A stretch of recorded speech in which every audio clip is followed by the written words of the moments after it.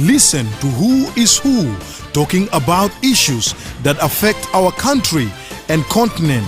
Only on the Sundown, your eye on South.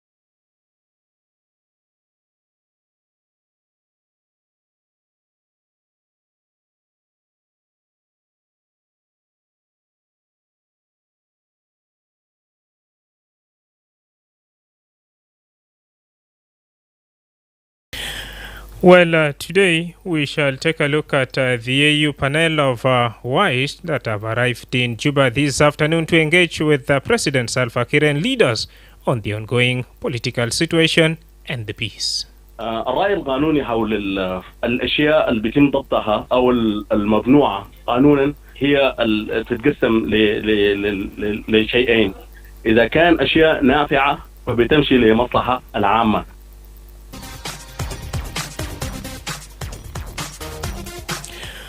Well, we'll hear more from that civil society who are calling for their voices to be included. Meanwhile, in the second hour, we shall also shift our focus and get latest information coming in from that Pibora administrative area. There are 229 cases before they come, but when they come, they receive around 28 cases in the prison services where the criminal or prisoners are always being kept. So out of these cases, from right today, they have really gotten judge or total around 16 cases. Well, we'll get, of course, more update on that's the mobile court team that was deployed in Pibora administrative area. Stay tuned for these stories and more coming to you in today's edition of the Sundown Show with me, Madrama James. Now let's take a quick break. When we come back, that's when officially we shall kickstart the show. Peace is precious than any political or military victory. Peace is precious. And so all of us in this Republic of South Sudan are encouraged to pursue what is precious, what is sustainable, and what is enhancing. I always say peace is development and development is peace. All of us together as a people of this republic do everything in our own limits, in our own capacities to promote peace and to seek peace and to work for peace. And so I ask really what precious gift that can be given to the Republic of South Sudan, to this suffering nation, to this starving nation. What precious gift can we give? We give the gift of Jesus Christ, who is the Prince of Peace, and that is the peace we seek. May all of us work for that peace, and may God bless you all, and may peace prevail in the Republic of South Sudan.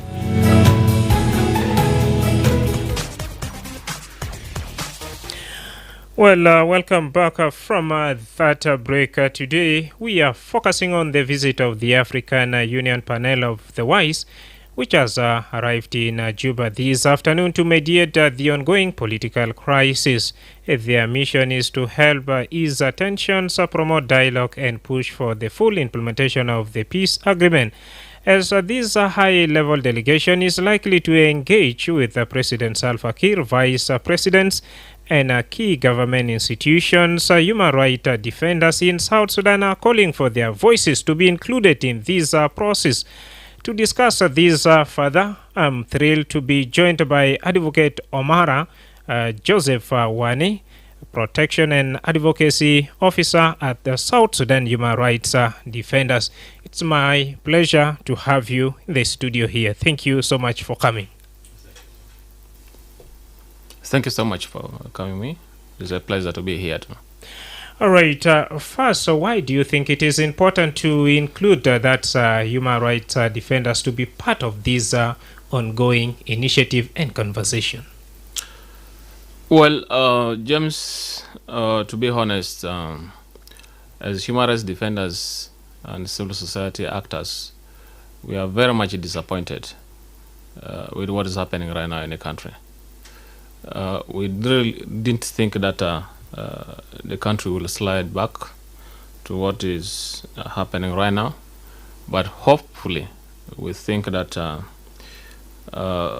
we are still human beings and we can still find solutions to our problems. Why we think that the civil society should also be involved, because we also participated as civil society. We participated in the negotiation process that brought about the 2015 agreement, and then also the revitalized agreement in the resolution of conflict in the Republic of South Sudan 2018. The civil society were part and parcel of the South Sudanese community that participated and brought about this agreement. And we feel like the civil society have a very greater role in terms of raising the voices of the voiceless. We amplify our voices to represent the greater population of South Sudan. So we really think that as the AU panel of the wise arrive into the country, it is also very important that they take a look at this important, essential sector of the civil society, and also the media fraternity. It's quite important for them to also engage these sections of the society, such that we find holistic solutions to the problem of the Republic of South Sudan. At this point, we don't really think that the politicians alone can really find solutions for what is going on right now. Right. But we need to sit down and try to make sure that we gather ideas on what direction we should go to. At the start of your point, Omara, you said civil society are very disappointed. Why? Yes, we already saw that the agreement was already on pace. The implementation was already ongoing. We cannot afford to see the country slide back to war. We need peace in this country. Despite the fact that there were some challenges in the implementation process of the revitalized agreement, we felt that we had significant gains in the implementation process, and therefore we don't want to see us go back to the drawing board.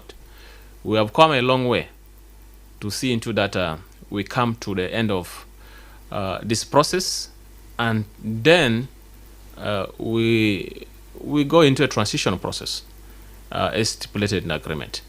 So going back to conflict, it will take us back again, such that if another conflict happens again, which means we are yet going again to create another agreement, which we do not want to happen.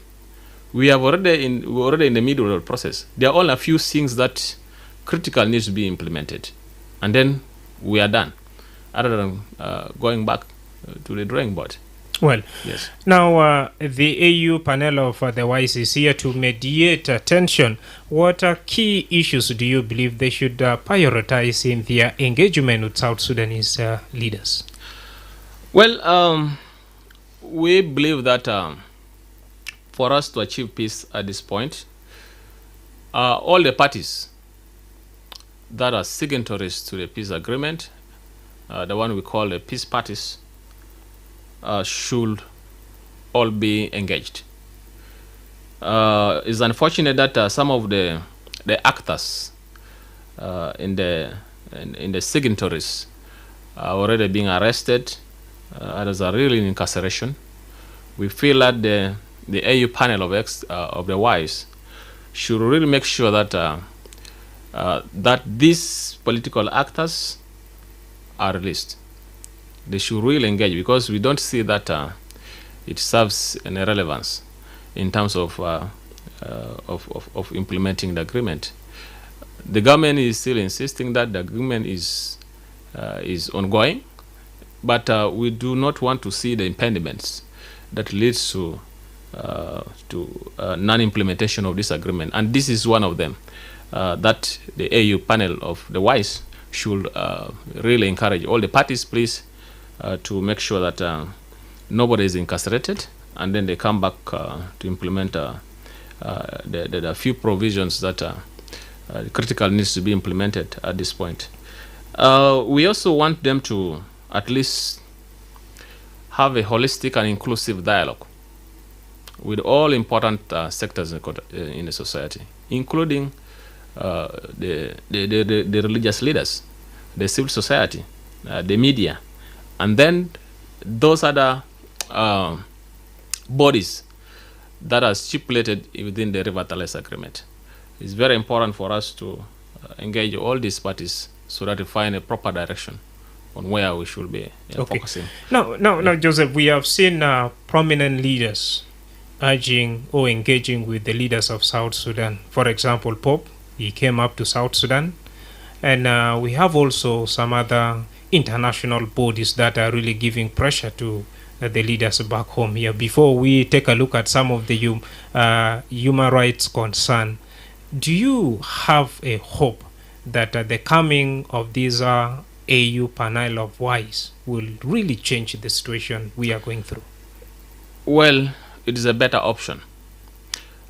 The regional actors were actually the ones that guaranteed this agreement, the agreement that is being violated currently. They are the guarantors of this Revitalize Agreement. So they also have their own share. They have obligations to fulfill in terms of implementation of the agreement. And they coming is an actual opportunity for South Sudan, at least, because what I know in the team is that these are people who are actually people who are experienced, they're elders, and also some statesmen who have a very high profile in terms of running the states. So we feel like it is a better option than nothing.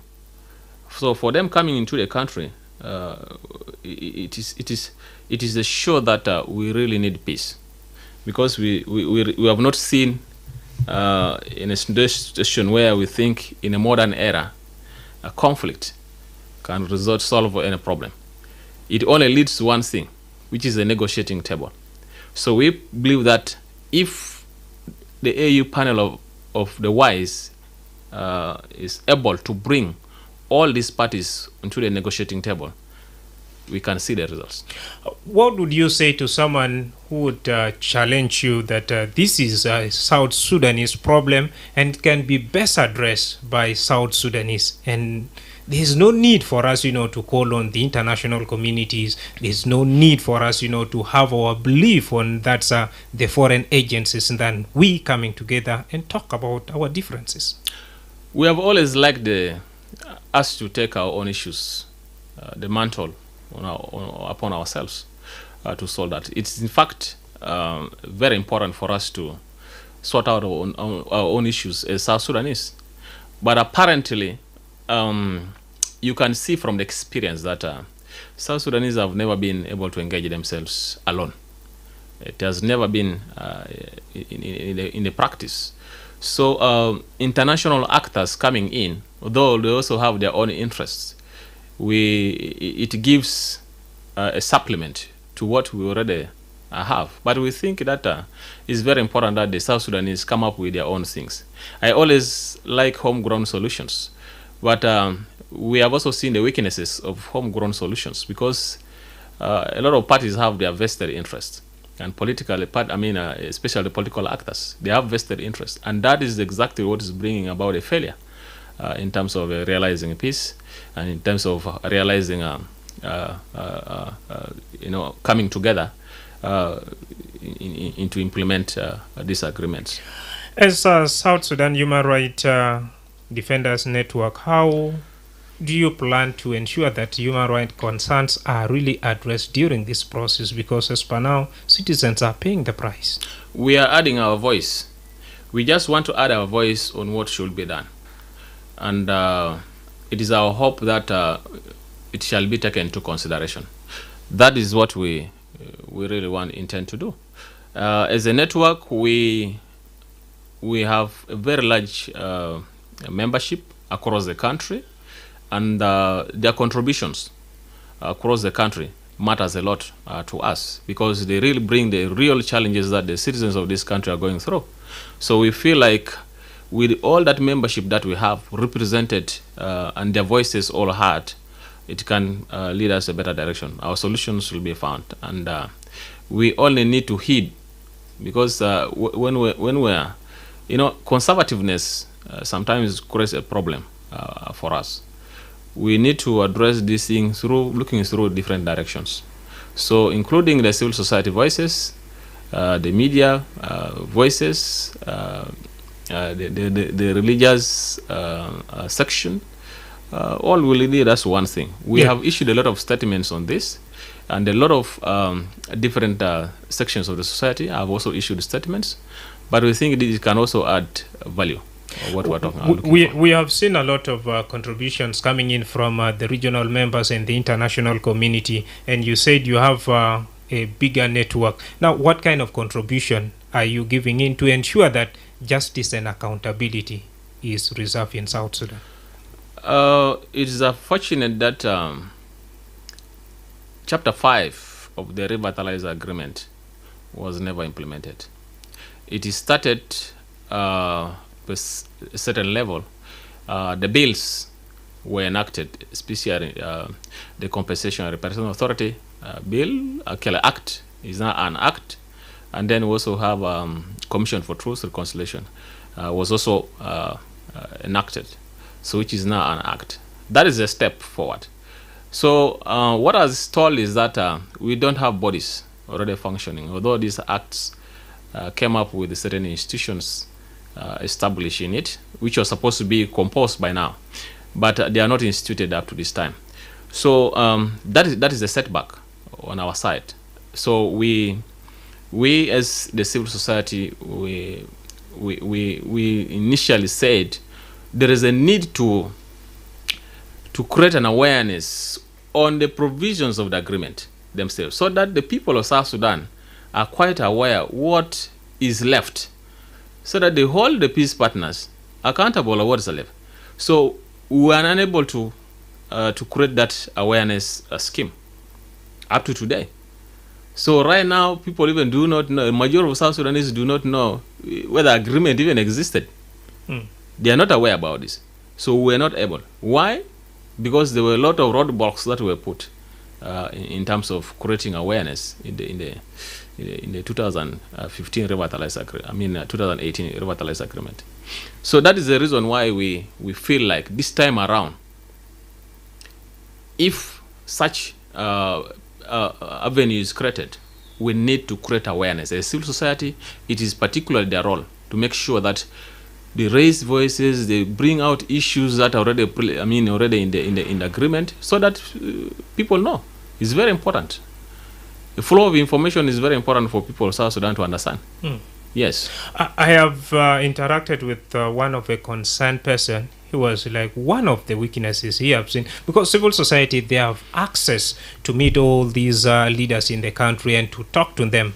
But the only thing most of these activists are doing is only to condemn and blame the leaders. Now, the question is, what role does civil society play in promoting peace and, of course, justice, instead of condemning and blaming the leaders? Well, of course, when it comes to accountability process, when you want to make someone accountable, you must face the person. That is very important. And are you facing the leaders? Yes. A lot have been happening. What are some of the tangible, the civil society have been facing the leaders. And in fact, in terms of mediation, we have issued statements to make sure that at least we meet some leaders on a regular basis to make sure that whatever has been done should not repeat itself. But we are seeing the repetition of the same things. Why? And why are we in this particular time or in this particular political turmoil? If really the agreement was implemented fairly, it wouldn't have been at this turmoil. And particularly on the unification of forces. This is very, very important. If the agreement was really implemented in letter and spirit, we believe that we wouldn't have come to this level by now. We wouldn't have been having 2 commander-in-chief or 3 commander-in-chiefs. Wouldn't have been there. But that failure alone created a lot of loopholes. So by now we'll have been thinking of something different other than this. So that's the problem that we have. But failure to implement things according to what you have signed upon. You slightly talk about the unification of the forces. We have witnessed the first batch that we are deployed in Upper Nile. They end up fighting among themselves. So how can you convince me that if we have a unified army, we will have a stable security? We need a conventional army. We still need a conventional army. Unification is another step. But we still have to have one army that we think is capable of protecting the South Sudanese. So, but we need to start from somewhere. We cannot just start from, something must be done. At least unification was a step forward for us. Then maybe if we need to really have a proper conventional army, and then there must be internal trainings and all that, and so that they don't find themselves affiliated to anybody. They must be affiliated to the country, not an individual. Now, what challenges does civil society group face in engaging the political leaders and the international mediators? Thank you so much. I think we have, as civil society, we have tried to make sure that there is trust. Throughout the process of the implementation of the agreement, we have tried to build that trust, that the leaders will build that trust among themselves. Because if there's no trust, I don't think whether they'll be able to make sure that they implement the agreement in good faith. So now on the international arena also, we have been trying to meet different bodies. We have organized forums to make sure that we raise some of the issues that are pertinent to the implementation of the agreement. So now we are back in the drawing board. We don't know what is going to happen next, but we hope that all actors brought on board, and we continue the engagement. We feel like we cannot resolve this conflict, the tensions, through a violent means. It takes us back. So it is only through the negotiations, through the forums, that's when you'll be able to make sure that we quell this fire that is already ongoing. Now, with the coming of the panel of wise, what expectation do you have from them particularly, as according to the schedule they will have 4 days engagement in South Sudan? What do you expect them to do? We expect them to meet as I say, I don't expect them to meet the parties to the agreement. We also expect them to meet the important sections, especially the civil society also, the religious leaders across the country, CITSAM, of course, IGAD, AU, of course, already in the country, and also gather support from the international community, especially the diplomatic missions that are in the country. We also expect them to do that. And we also expect them to build trust among the leaders. And this starts with what I said earlier on, that there must be release. They should be able to release those who are detained, so that those leaders that are detained come back and they sit together. That is our hope, that they'll be able to do that.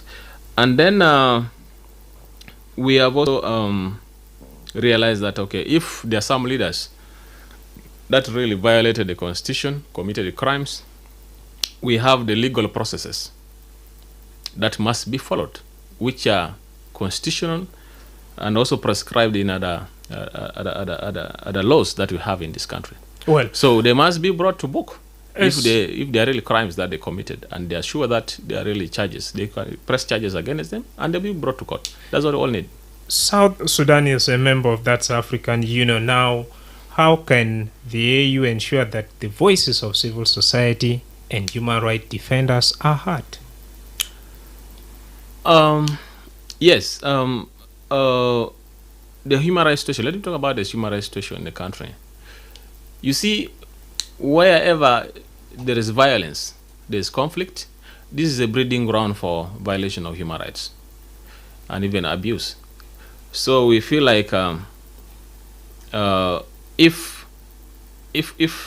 there is full implementation of the agreement and then we restore peace in the country, we shall not be talking about violations of human rights. Currently, we have already lost some lives. Mm. We already lost lives, and those are these are people who deserve to live. There's a right to live, which is most of the prime right.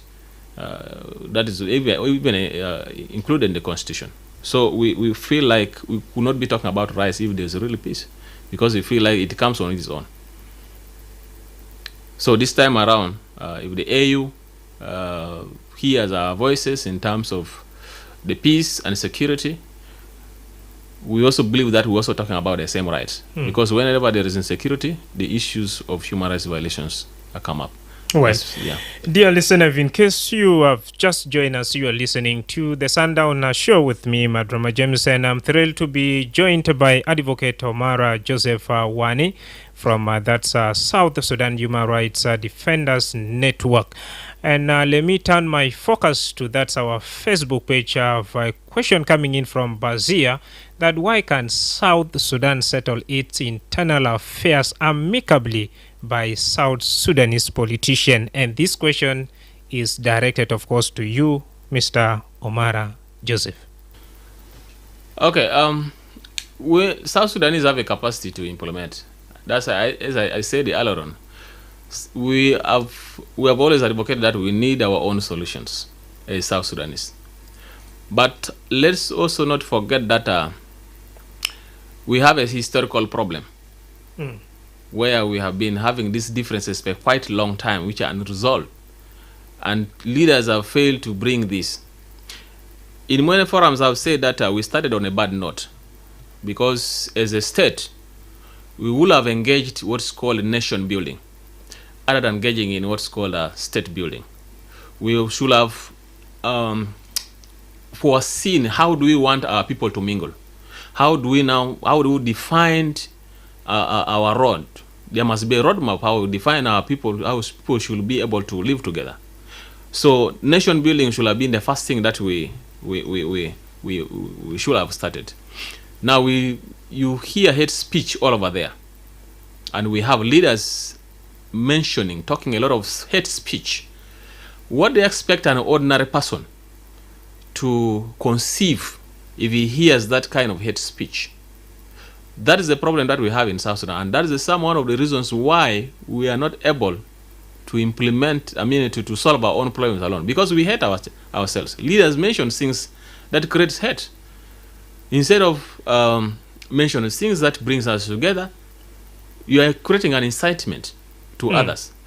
So in that case, how will people be able to solve their things together? And if that is the case, let me just speak it from where Vincent plus 256 Life is watching us from that Gulu city. He's saying his opinion is that South Sudanese should sit down and settle their problem instead of inviting outsiders to come and look at their challenges.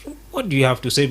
And here you're saying we don't have the capacity and trust level is very low. Very low. And when shall we learn to solve our own issues?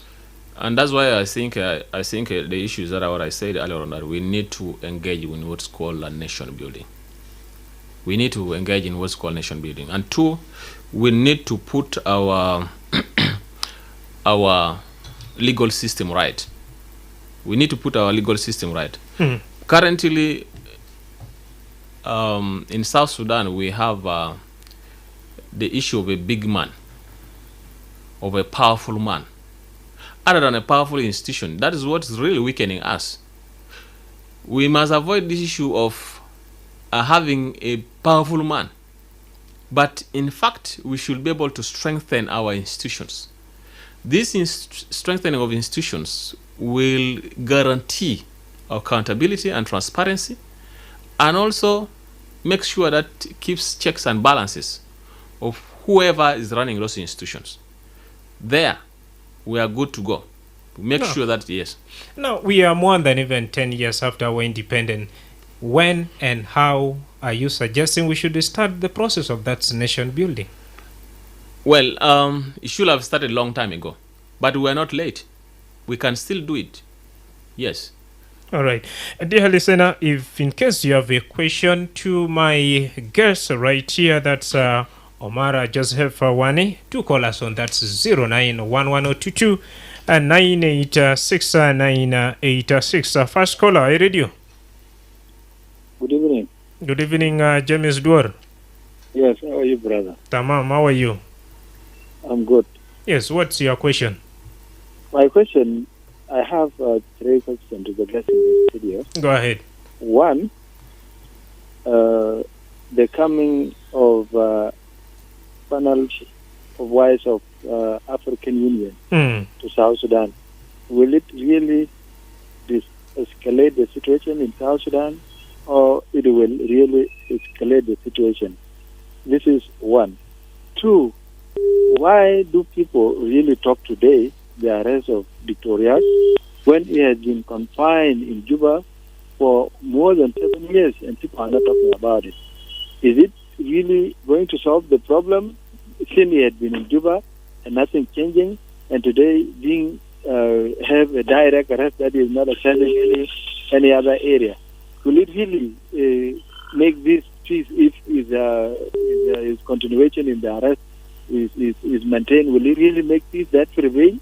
The last thing, why is the conflict always connected with communities? And this conflict connected with communities, we see people using these hate speeches, and these hate speeches are part of the crime, and these are committed by the government officials. That saying give direct threat to a certain community, making hate speeches and powerful and this, and you had the vice president of economic cluster saying it is refused in a peaceful means that you must make it possible. I don't know where did he get that philosophy. What can you tell to such a people? Lastly, Thank you. Are civil society really having power in South Sudan? If you have power, why not making public bribing? All right. Thank you so much, James Duar, and for raising that question. So my guest is right here to answer to some of those questions right here. And let's first take this another caller. I read you. Yes, good evening, sir. Good evening. Yes, my question is just only one. First, start with your name and where you're calling from. I'm calling just... Hello? Yes, your name and where you're calling from? My name is Lamos and I'm calling from Jebel. Yes, go ahead. My worry is about all the people being talking about the peace. They are only accusing one side. But we want to know, why do they always be, we are accusing Machar, we are accusing the IOs. Why does the people of IO also come on the radio? We also hear their issues. Can a person really come and justify it, make headache, moreover they made a peace for no reason? There must be something that has been undermined and is trying to implement it, but no one will listen to him. That's why I see every social media, like the Minister of Information just come to announce, we are accusing the we are accusing. Why can't also the leader come on the radio? Also we hear about why is the government only the people coming to complain? But they don't want the other side also to come and bring their views to public. Thank you. Radio stations. Thank you so much. Your concern will be addressed right here, radio.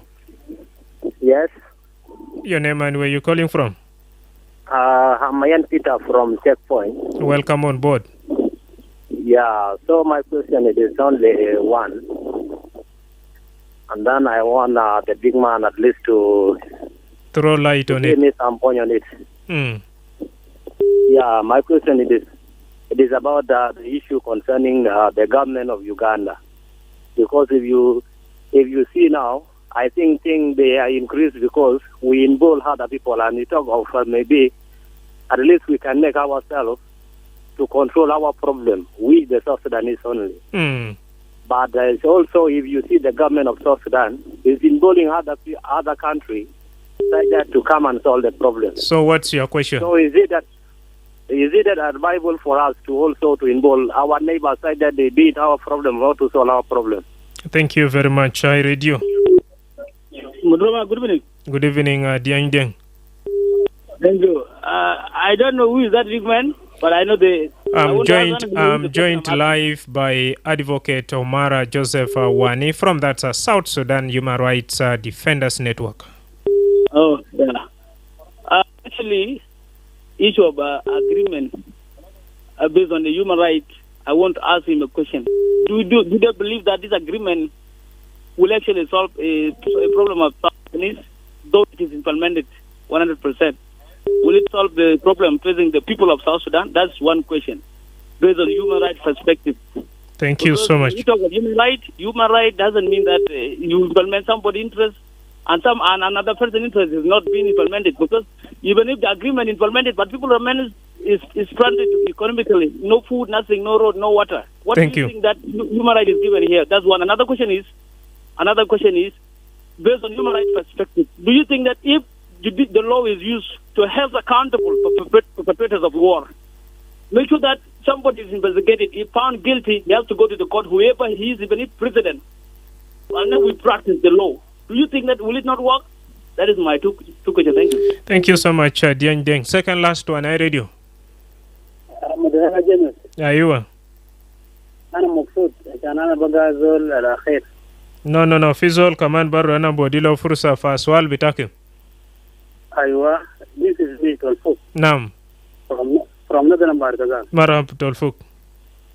أنا نسأل الزول بتاع الحقوق الإنسان.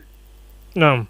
نمر واحد يوم الأحداث الناصر القتلوا الميجر جنرال ابن مجردات.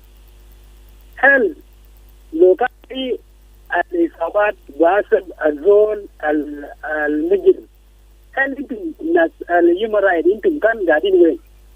يوم كان يعني الشعب قتلوه شديد كان قاعدين وين؟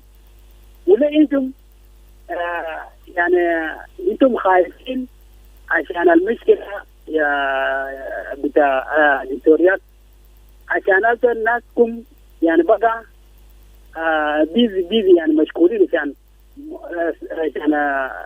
اول راس بتاع ينايدا بتاع رياض. شكرا. نعم شكرا أو بجواب إيتا. I radio. All right, at this juncture, we shall give a chance to one last caller for now. I radio. James, good evening. Good evening. David Magokron, wow. Welcome on board, David. My brother, I appreciate the explanation of your guest, but I have questions to him. Go ahead. Number one, whose right are you claiming now? Is it the right of the citizen or the right of the politician? Because the confusion is not known. Civilians are killing soldiers, and the soldiers are making revenge, and those who are the real citizens are running away, and some of them are dying from diseases and hunger. Now, which right are you claiming the people concerned of human rights? This is number one. Number two, peace is being messed up. That means all the politicians who have signed the agreement plus the grantors are not useful to the agreement.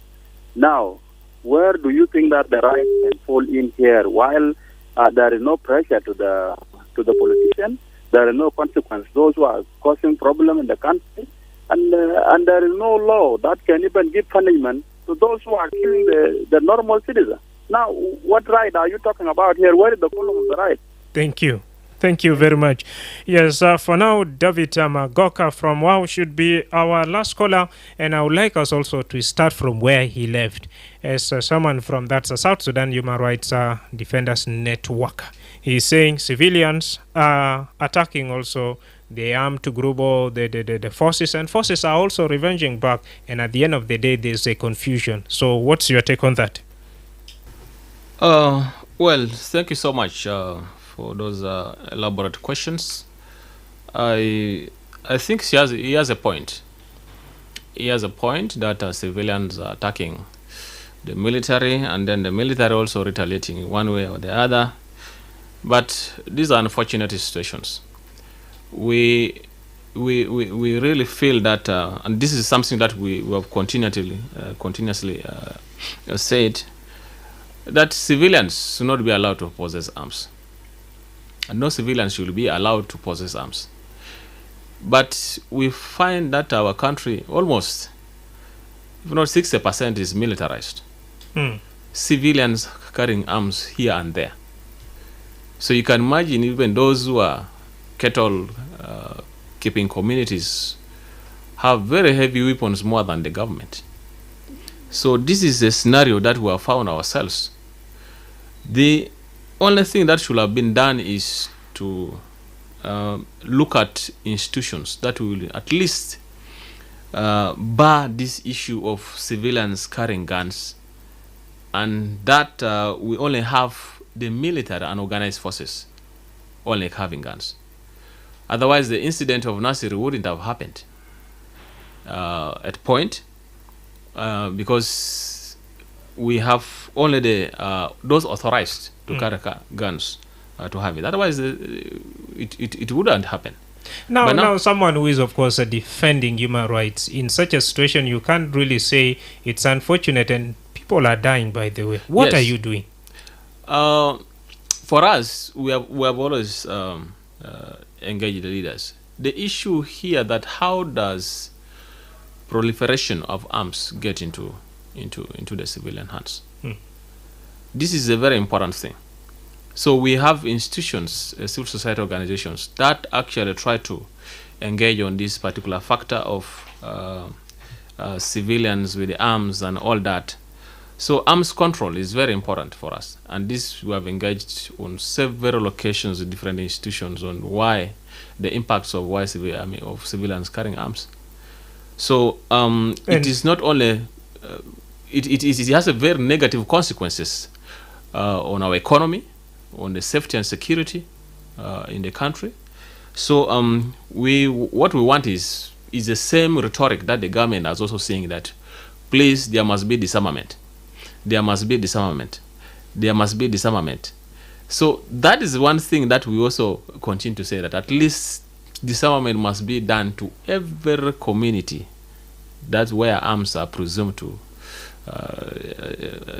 where the government presumes that they possess arms. Advocate Omara, David Magok equally raised a concern that they are perpetrators of what's happening, of human rights violation, and they are also politicians or public figures who are violating the peace agreement, and there's no accountability, no pressure. Why don't you think these people are held accountable? Well, pressure can be mounted. Yes, pressure is one thing or the other. We even believe that even these current tensions, if the pressure mounts, it can still solve the problem. But the only problem is that we cannot measure pressure, whether it's really binding or non-binding. The solution depends on our leaders. If they succumb to the pressure, they will do the right thing. If they don't succumb to the pressure, we still continue to have this same problem. So that is the problem that we have. The pressure is there. Yes, it is mounting. The pressure is there. You cannot measure that. Okay, there's no pressure. The pressure is there, but we can't measure it. Okay. How much is it? James Duarte is saying, do you think the coming of the panel of wise will really de-escalate or intensify even the situation? Okay, for James Duarte, I don't know the mandate that is given to the panel, AU panel of the wise, what mandate is given to them. But I'm quite sure they've been given, oriented on what they should do. So for us, we feel like as civil society, this is a step forward. It's a step forward to de-escalate the conflict. Two, we all know that we're gearing towards elections. These are the preparations we're making before. But then the coming of this panel of the wise should also be an avenue to renew that particular call, that we need to go for transition, and then we must engage all these parties so that this extended roadmap is implemented in letter and spirit, and then we go to the transition. Then it is after the transition now that if we elect our own leaders, we shall be able now to hold those accountable. Even these things that we are talking about that nobody is accounting. Some people violate, they commit crimes here and there, and nobody is making them accountable. This will come into play. Well, now Gadwiji is saying that he is wondering why human rights defenders like condemning the leaders on social media and not meeting them in person. Why? Categorically, I'm not quite sure about that. It is not about condemnation, but it's about strategy that you use. Social media could also be another strategy to make leaders accountable. And you have known the power of the social media. It has been effective for some time. It's not about this. So it depends on what makes strategy, advocacy strategy you're using in terms of trying to change the issues and make duty bearers accountable. So social media, I don't rule out, can also play a very important role. And we have seen how Facebook and other social media platforms have really created a change in a very swift manner. So I cannot rule that out. But again, meeting the leaders could also be another strategy. That is very important. But you as a civil society actor that is employing that strategy, you must be able to really measure yourself properly. Otherwise, it might not be also effectiveness. It depends on what kind of effective strategy are you going to use. Meeting the leaders alone does not mean that you are going to change their mindset. Okay. Yes, you will speak your voice, but of course it does not really, if it's not effective enough, it is not advisable. So with the current situation or political situation unfolding in our country, where do you see particularly the faith of the 2018 revitalized peace agreement? Is it sick, dead, or wounded? I wouldn't want to say exactly what you have just how you described, whether it's sick, wounded, or dead. Many people have described outside there that with the arrest of the leaders of the main opposition, that agreement is dead. I wouldn't want to put that way. There's still lifeline. There's still lifeline to the agreement. What are those lifelines? To that effect.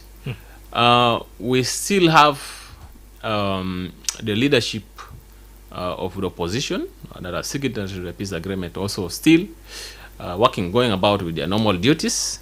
And we feel like, okay, that is a lifeline that is continuing. The only thing what is that is required, that at least there must be that trust built.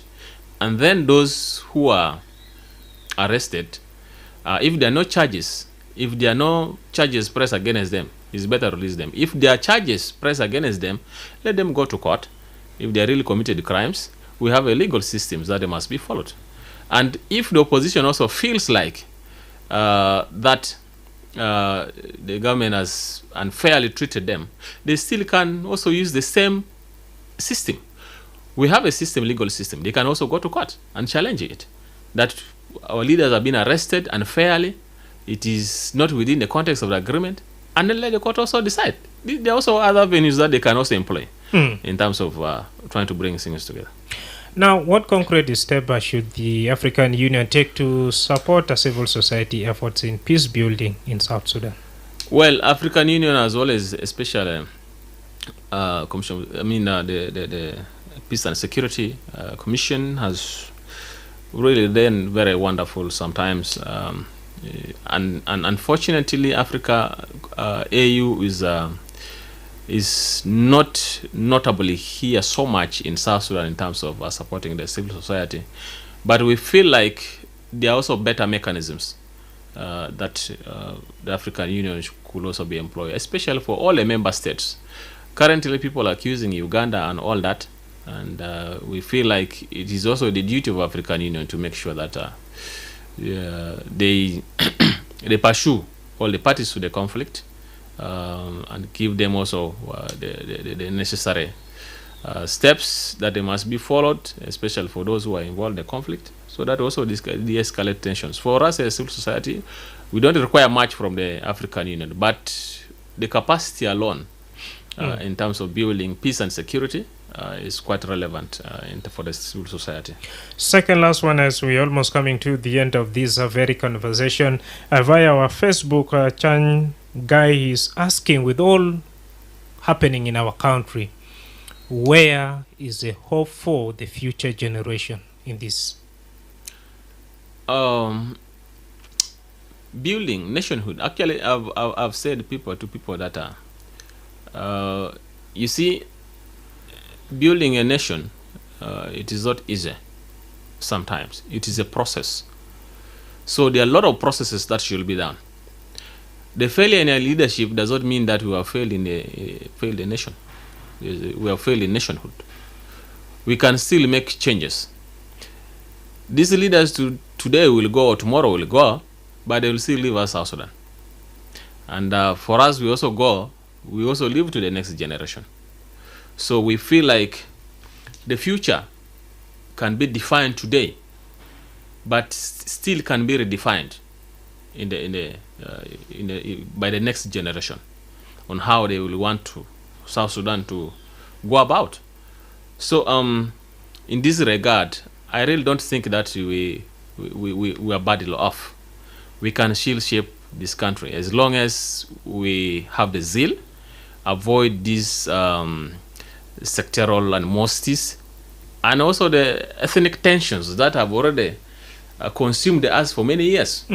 So if we are able only to bring down these ethnic tensions that has consumed our society, we can be able to build a state properly without an impediment. Finally, before you give in your message, if you take a look at what's happening on social media, there's high hate speech going on, and what is your take on that? Then what message would you like to send to both that African Union delegation and South Sudan's leadership regarding human rights and peace in less than 2 minutes? Okay, with regards to hate speech, we really never thought that it was going to degenerate. You remember during the conflict, hate speech was also very high at that point. Different entities had to come up with campaigns to make sure that there's this de-escalation of hate speech in the country, and it worked. This time around, we are seeing that the hate speech is coming from the leaders. The hate speech is coming from the leaders, and now the ordinary citizens are also picking up from what the leaders are talking about. So this is what we do not want to happen. In fact, these kind of things can be used for accountability purpose. One can be held accountable for making derogatory statements on public events in terms of hate speech, which of course can be used in the future purpose. And your message justice. to AU and yes. South Sudan. On the message to the AU and South Sudan leaders, the message is that for us as civil society, please engage